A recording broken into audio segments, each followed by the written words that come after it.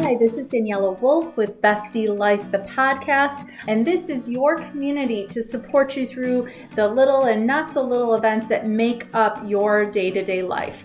From the I've got this moments to the I just can't moments. We are here to empower all women to find and develop the skills they need to find peace, balance, and the bliss in their busy.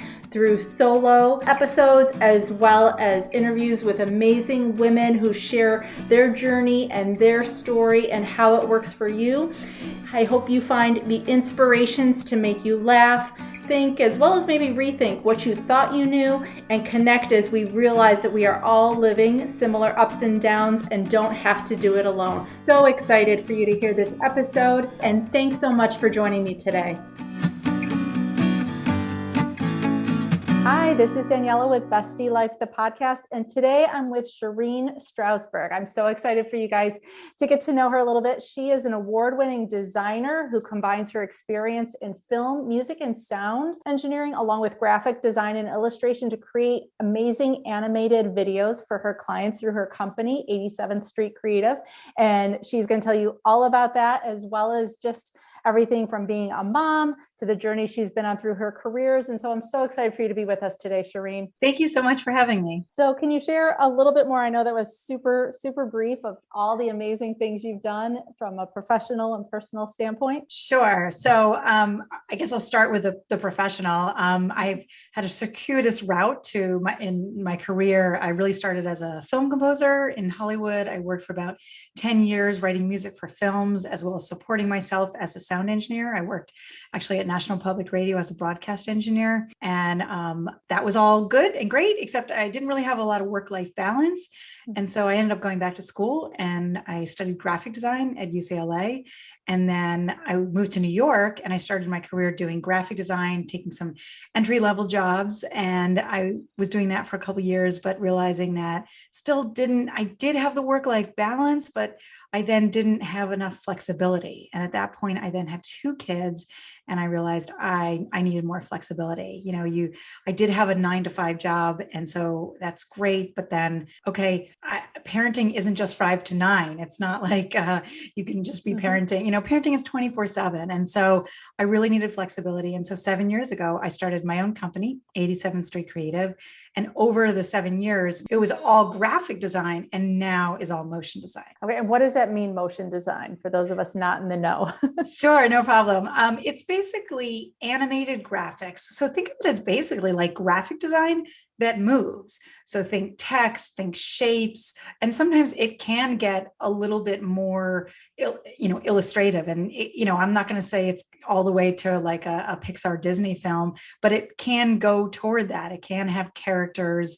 Think of it almost as like, let's say the CEO of a company wants to create a video of them selling their product or promoting their services.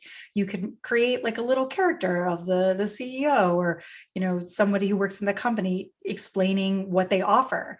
And so it's a way of promoting businesses through marketing using animated graphics. That sounds so creative and so fun. I love that. Such a different concept than anything I've ever worked with. So that is really exciting. And if you guys have any interest in that, definitely the link to her website will be on the bottom. So check that out. But can you share a little bit more on the journey? Because I know you took definitely, some different twists and turns and pivots when it came to finding that right career, through some self-awareness, some mindset, different things. What kind of led to some of the pivots you made along the way? Well, I think one of the guiding lights was the flexibility.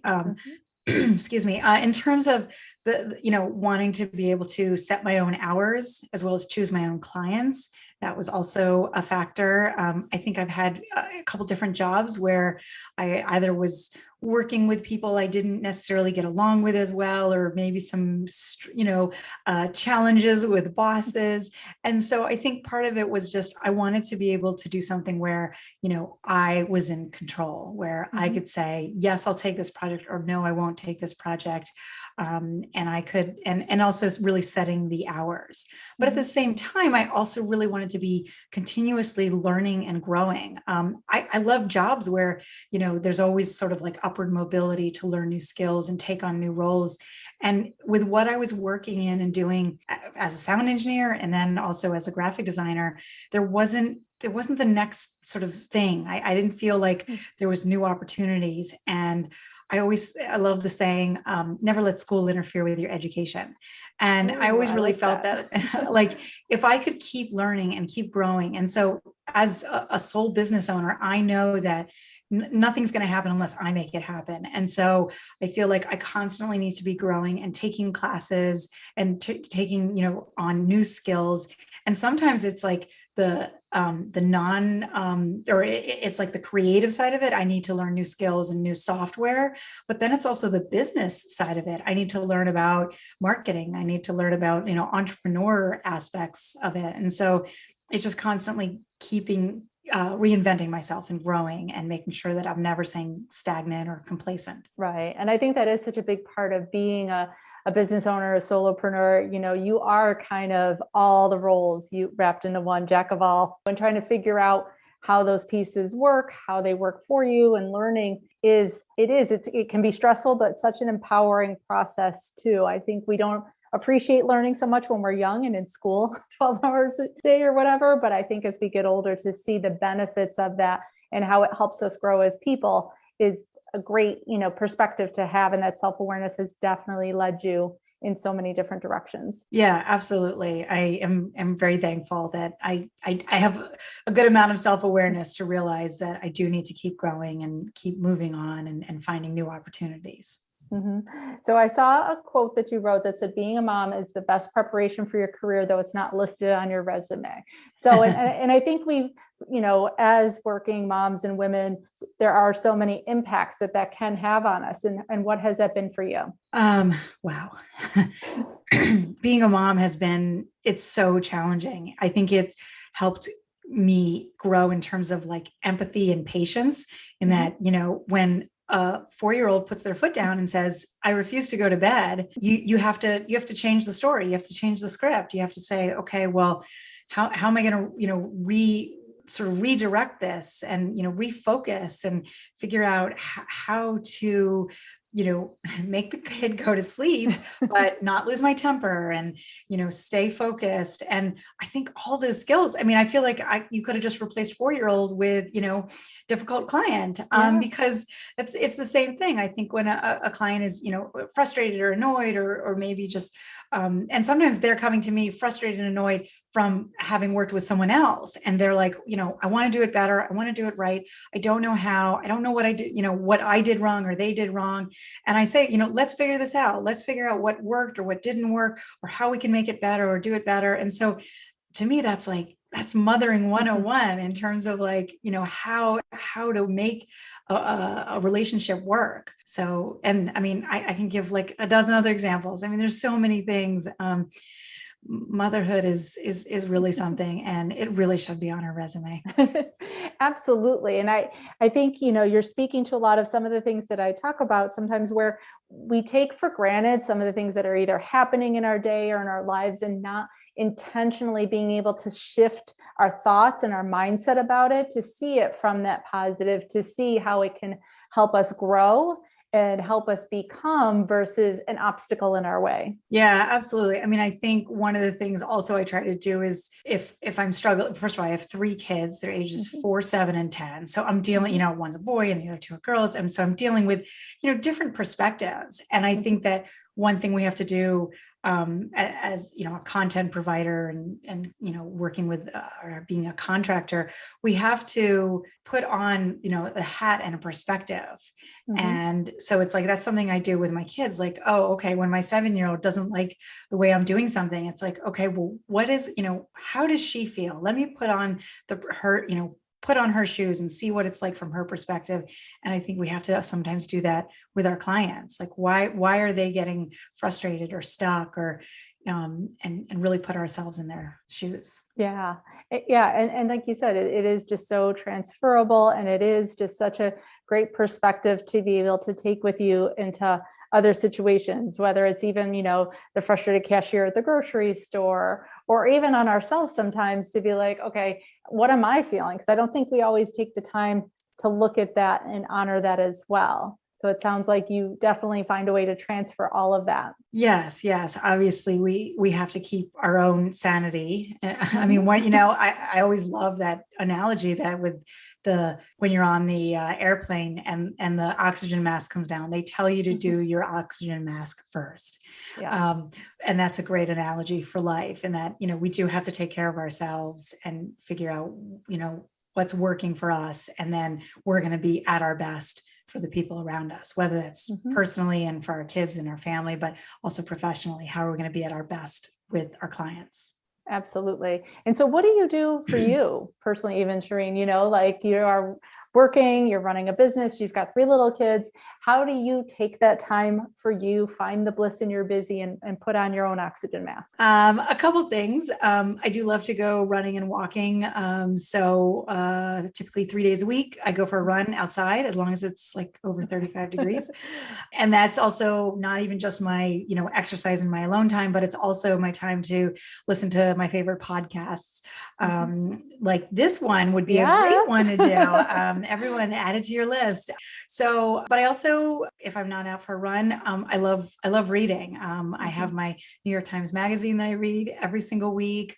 And I always try to have a few books on my nightstand that I read before bed. And so for me, reading is it's a way to not get so stuck and like pulled into my work and my business and get so involved with like, oh, the emails and whatever, it's like, it's an escape, you're pulling away. But it's funny because the books I like, they're not fiction, they're nonfiction. So to me, it's like, okay, they're still true. And they're about real things that are happening, but it still pulls me away and kind of gives me some perspective on like, I'm just one small person in this entire great big world of human stories. What would you say are your top, 2 or 3 favorite books that you've read in the last couple of months? I'm always looking for great recommendations to share. I know I'm putting you on the spot on that one. Yeah. Or what are you reading right now even? Sure. So I'm reading How to Begin right now, which is by, I'm going to get his name wrong. It's MBS, Michael Bungay Stanier, I think his name is. He's an Australian who lives in Canada. He has a company called Box of Crayons. And it's this idea of like, how do you do your one worthy goal? And how do you make that goal? And the 3 things he says, it's got to be daunting, important, and thrilling. And even if I'm going to look this up and put the link, I think, down below, because it does sound so intriguing. It's phenomenal. It's so good. I've really enjoyed it. And then I also, I actually read a book called How to Break Up with Your Phone, which I also really enjoyed. And as someone who creates digital content, I realize it's a bit of a conflict of interest, but I believe it's about, okay, well, how do we do more mindful time on our phone as opposed to mindless time on our phone? Making sure that we're not just sort of like scrolling and swiping and scrolling and swiping, but really listening to or engaging in content that is really interesting and engaging and educational or entertaining, maybe edutainment even. Yeah. And I think sometimes we forget that, it is a relationship we have with our phone. And if we look at like any other relationship with our life, if we were as constant and obsessed with, say, another person as we are with our devices, they would run in a heartbeat. And to be able to have that same kind of boundary with our devices that we do with people, I think is what makes them healthy and what makes it a reciprocal, sustainable thing versus something you get sucked into and lose yourself. Right. Totally. It's all about boundaries, right? And the problem is we seem to not have any boundaries with our phones. Yeah. So. And I think we model that even then for our kids. They see us. What are they learning when it comes to what's important to us, where our focus and priorities are, and what they're then going to do? Like you think of when we were kids and we played pretend we would be the people that we saw around us, whether it was a teacher, we played house, and we were the mom making the meals or doing different things. And so now what are kids going to play pretend from what they see from us, if you think of it that way? Totally. It's so true. You've got to mimic the behavior that you want, or, be the behavior that you want your kids to mimic. And there are times where like, I really want to read an amazing article I see, and I realize like, if I can read it in the physical paper rather than on my phone, like I want to do that. So I want my kids to see like, hey, I have a newspaper open, or I have a magazine open. It's like, you can read things physically. It doesn't have to be on a phone. Right. Because I think it does rewire, reshape us in a way that we don't even truly realize the impact of. Absolutely. Mm-hmm. So what would you say, kind of a little peek behind the curtain, is something that people think you've got totally together, but you're kind of still a hot mess with? Oh God. Feeding my kids is a real nightmare. Yeah, no one told us in college we'd have to come up with something creative, delicious, and healthy every day for like people for the next 25 years of our lives. Yeah. And it basically has to be like, what they call the white food, right? It's got to be the noodles or the rice or the bread. It's like, no, like sometimes kids just eat this like plain carb diet, and it's terrible. So yeah, I was actually teaching my 7-year-old last night about the importance of vegetables and protein. And she said to me, well, I ate a ton of vegetables tonight. Isn't that enough? And I was like, no, you actually need protein too. And she didn't understand. And so it's like every day is a struggle. We finally have gotten a little bit of help. We have somebody cooking a few meals a week, which has been I love that you do that too, because so many women don't feel comfortable delegating or, reaching out and getting that help that they so much need to be a better version of themselves. So I love that you committed to doing that. Yeah, it really has helped. And my kids love the woman who comes, and it's been really helpful. And, they've expanded their food choices a little bit and, trying different things. I had her make some honey glazed carrots. Ooh. And they've always been eating raw carrots, which is great. But then it was like, okay, you can actually cook carrots and see how they taste, especially when they're covered in honey. Yeah. So yeah, that is a constant struggle. But of course, the irony of it is also that I was a terrible eater growing up, and I am so aware of how terrible I was now. I kind of always knew it, but now I'm like, oh my God, how did my mother do it? I mean, I basically didn't really eat like a diverse diet, probably until I was about 22. Okay. So it's like, okay, wow, my kids have like, another 10 years or so, 15 years to go. Oh my God. But they'll be okay. Because I think even the conversation, even if it doesn't stick right now, it was there, and it starts to plant the seed, and it's something they can build on at some point. Yeah. And also your whole thing again, that we were just talking about with, mimicking the behavior, creating the behavior that you want them to mimic. I mean, it's like, if I go to the fridge because I'm hungry and I want a snack between meals, do I grab a chocolate bar or do I grab a bowl of cashews? And it's like, no, grab the bowl of cashews, and like, well, my kids maybe will like eat nuts and like a really healthier snack. So it's every choice you make is something that your kids see, and from the things you're doing with your spare time to what you're eating. Absolutely. You were making me think of a funny story. When my daughter was younger, I think we were on vacation. So we were, going out to eat to dinner a little bit more. And one night we were out to dinner, and she wanted to order something. I said, honey, you just had red meat last night. You should probably pick something different out. She goes, oh, I'll get it medium then. Like all of a sudden, because it wasn't going to be red anymore. Yeah. Oh, I like that. That's totally like, but it's just funny. Mentality. Like in her mind, she's like, okay, I won't get it medium rare. I'll get it medium. And now it's not red. I love that. That is so great. For them, like you were saying, your daughter had vegetables one day, like that's diversity for them. Right. Yeah.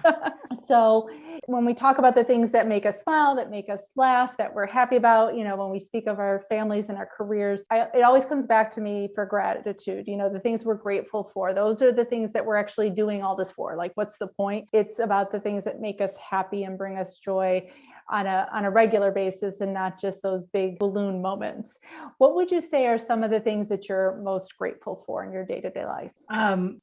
Well, first of all, family for sure. I have an incredibly supportive spouse. Every sort of step along my career, once I met him, has really been influenced by his support and his help and his just unwavering support. And that's been really something. And when I say support, I mean, sometimes it's financial, sometimes it's a matter of, confidence. Sometimes it's a matter of, being my editor, giving me feedback on my resume or on my website copy. There are just so many, just such a myriad of ways that my husband has been so supportive and helpful. And so that's definitely like my number one gratitude. Love that. For sure. But and I'm also so much more conscious and aware of sort of the privilege that I have, and especially after going through this pandemic, and that, for the most part, I knew I was going to have, food on the table, a roof over my head, clothes on my back, all those things that I think before the pandemic, I think we were kind of a little bit taking those for granted.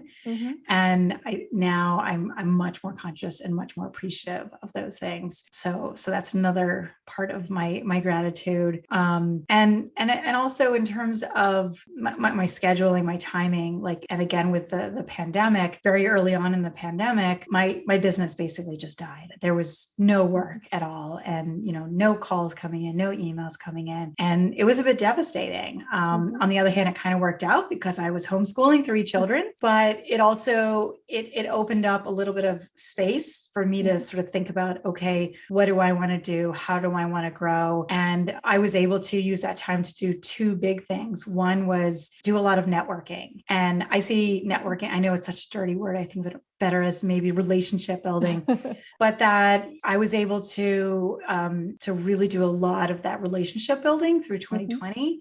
And I see it as like farming, and that you've got to plant the seeds. Right. And that so many of those seeds that I had to plant really came back in 2021. And I was really so grateful for being able to use that time to do that network and relationship building. And it really came to fruition. And then the second thing was, with so much time and no projects coming in, I really wanted to keep my creativity going. And so I turned a children's book into an animated film. I contacted the author and the illustrator, and I said, I'm not asking you for payment. I'm just asking you for the rights.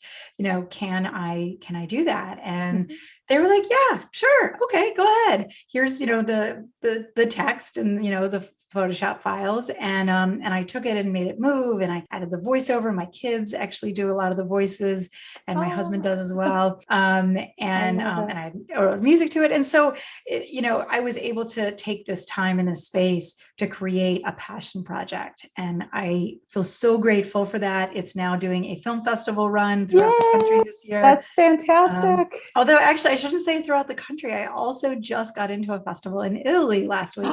Congrats. In Cambria in southern Italy, I believe. Yes. So super excited about that. Awesome. So is this something out that people can go watch and share with their kids and see, or not yet? Yes. So not yet. So most of the rules of the way film festivals work is you can't have it be viewed publicly yet, because that's how, they want to get people to come to the festival and buy tickets and buy passes. And so you can't see it online, but there is a trailer on my website.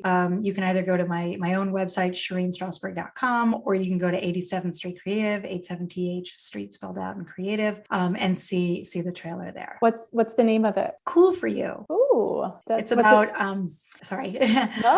it is about educating very young children about climate change without being scary or alarmist. So instead of telling them all the terrible things that could happen or are happening, it's saying, hey, let's, the cars are doing this. So maybe we could, drive cars less and walk or take bikes or eat less meat. I mean, turn off the lights, things like that. Really positive, small changes that we can make in our daily routines. I love that. I think it's so not only relevant, but just relatable. And it does help us have those great conversations with our kids to, like you said, start planting those seeds and helping model for them those things and changes we want for them. Yeah, absolutely. I was really, when I discovered this book, I was like, oh my God, I want to make this into a movie.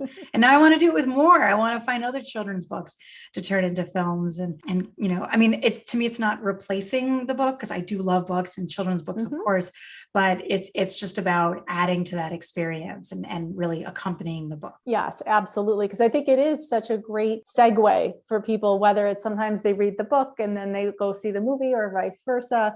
And so there is kind of that synergy in the way that they work together to really get that message across, not just in one way. Yes, absolutely. And I do want to go back to, I love what you were saying too, as your gratitude when it came to, I don't see networking as a dirty word, but networking, collaborations, I like to call them, because I think it's not only planting that seed of growth for that business connection potentially, or that relationship, but I have personally noticed too, I think I've grown so much from everybody that I've networked and collaborated with and worked through, and to see that benefit too. You've worded it in a way that I hadn't really thought about until you said it.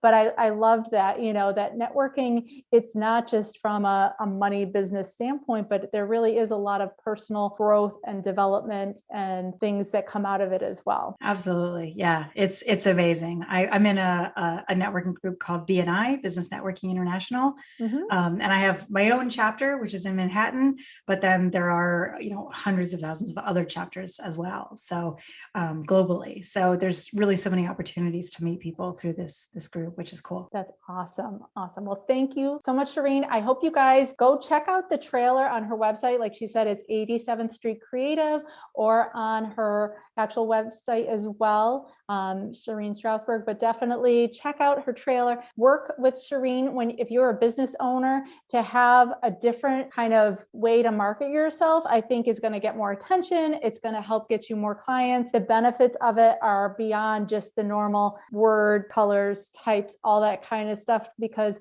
when I was looking at some of her stuff, like your personality is able to come out in this kind of marketing. And so it is such a great venue to be able to share with others. So I love everything you do creatively, Sherene, because it is just, I think it's just a different way for people to see themselves and others. Wow, Daniela, do you want to write my marketing? Like, you're amazing. You just wrote my commercial. Thank you. No problem. Loved it. No, because it, like I said, we learn from who we surround ourselves with and who we connect with. And that's definitely a great way to do it. So thank you again, Sherene, for joining us today. I'm so excited to continue to chat more in the future. Awesome. Thank you so much for having me, Daniela. Thanks so much again for joining me today. I hope you enjoyed this episode. Please let me know any questions or comments that you have.